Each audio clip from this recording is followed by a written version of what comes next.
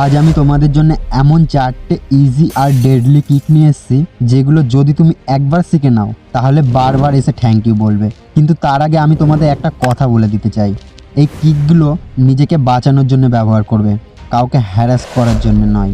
আর নিজেকে বাঁচানোর জন্য তখনই ব্যবহার করবে যখন তোমার মনে হবে এগুলো ছাড়া আর কোনো উপায় নেই।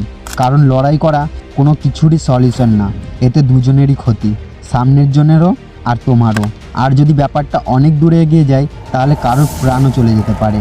এই জন্যে যতটা সম্ভব লড়াই যাতে এক ধাপ আগে না বাড়ে সবসময় সেটাকে থামানোর চেষ্টা করবে। তো চলো আর দেরি না করে এখন চলো কিকগুলো শেখা শুরু করি। কিন্তু তার আগে এই 3টে কথা ডায়েরিতে নোট করে নাও, এগুলো খুবই গুরুত্বপূর্ণ। নাম্বার 1, কিক মারাত্মক হওয়ার জন্যে তোমার পায়ে জান থাকতে হবে, মানে তোমার পা যত স্ট্রং হবে কিক তত বেশি ইফেক্টিভ হবে। নাম্বার 2, যখন তুমি কাউকে কিক মারবে তোমার আর টার্গেটের মধ্যে একটা প্রপার ডিস্টেন্স থাকতে হবে, মানে টার্গেট না খুব দূরে না খুব কাছে। নাম্বার 3, এটা সবচেয়ে ইম্পর্টেন্ট, কারণ এটা না থাকলে ওপরে দুটো পয়েন্টই বেকার।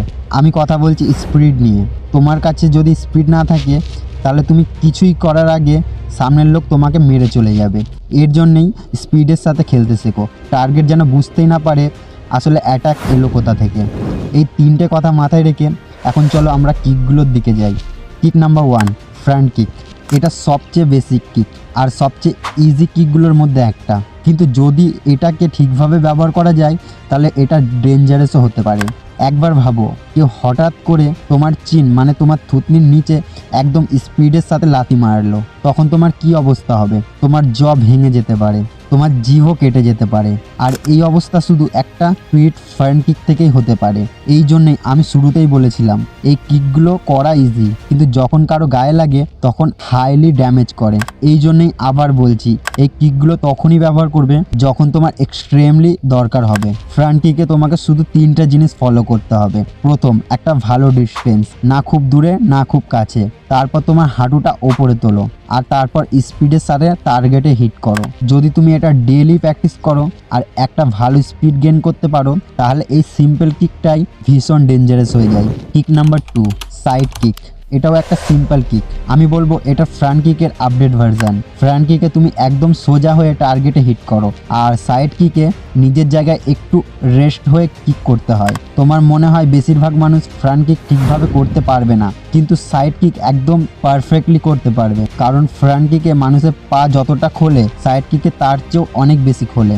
সাইড কিকের জন্য তোমাকে শুধু একটা প্রপার ডিস্টেন্স রেখে সাইড পোজ নিতে হবে, তারপর স্পিডের সাথে পা তুলে টার্গেটে হিট করতে হবে। যদি টার্গেট একটু ওপরে থাকে তাহলে নিজের শরীরটা নিচে নামিয়ে কিক মারবে, এতে কিক আরও ওপরে হিট করবে। যদি ফ্রন্ট কিক চিনের জন্য হয় তাহলে সাইড কিক ফেসের সবচেয়ে ব্যথাদায়ক জায়গা, নাকের জন্য। আর যদি তোমার নিশানা একদম ঠিক লাগে তাহলে দ্বিতীয়বার এটা ব্যবহার করার আর দরকার পড়বে না। Kick number 3, pop 360 second. এই কিকটা প্রথম 2টা কিকের থেকে একদম আলাদা। ওই 2টা কিকে তুমি এক জায়গায় দাঁড়িয়ে কিক মারছিলে, কিন্তু এই কিকে তোমাকে গোল ঘুরে টার্গেটে হিট করতে হবে। এখন শোনো এটা করতে হবে কিভাবে। টার্গেটের থেকে একটু পিছিয়ে গিয়ে গোল ঘুরে একটা জাম্পের সাথে কিক মারতে হবে। প্রথম 2টো কিকে টার্গেটে হিট করা ইজি ছিল, কিন্তু এতে ততটা ইজি নয়, কারণ ঘুরতে ঘুরতে তোমার ডাইরেকশন চেঞ্জ হয়ে যেতে পারে অথবা তুমি ডিসব্যালেন্সও হয়ে যেতে পারো। এই জন্যেই এই কিকের জন্য প্র্যাকটিস দরকার। ভালো করে প্র্যাকটিস করলে তুমি এটা 2 দিনের মধ্যেই আরামের সাথে শিখে নিতে পারবে, আর কেউ কেউ তো একদিনেও শিখে ফেলে। এই কিক দিয়ে তুমি সামনের লোকের ফেস আর নেক টার্গেট করতে পারো, আর চাইলে পা একটু নিচে নামিয়ে সামনের লোকের কোমরেও হিট করতে পারো, কিন্তু এর জন্য প্র্যাকটিস দরকার। Kick number 4, tornado kick. নিজের নামের মতোই এই কিকটা ভীষণ বিপজ্জনক, কারণ এর একটা হিট যদি ঠিকভাবে লাগে তাহলে সামনের লোক টলমল করতে বাধ্য হবে।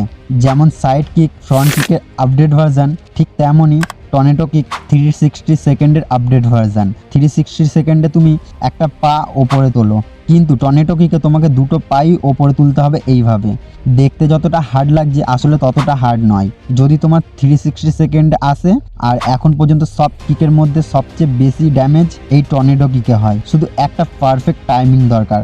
আমি আবার বলছি এই কিকগুলো তুমি শুধু তখনই ব্যবহার করবে যখন তোমার মনে হবে এখন না করলে তুমি খুব খারাপভাবে মার খাবে। এমন নয় যে সামনের লোক তোমাকে গালি দিল আর তুমি তার জ ভেঙে দিলে। মনে রেখো এগুলো ডেঞ্জারাস হতে পারে আর বাকিটা তোমার তোমার ওপর ভরসা। ভিডিওটা ভালো লাগলে একটা লাইক দিও, আর তোমার কোন কিকটা সবচেয়ে বেশি ভালো লেগেছে কমেন্টে জানিও।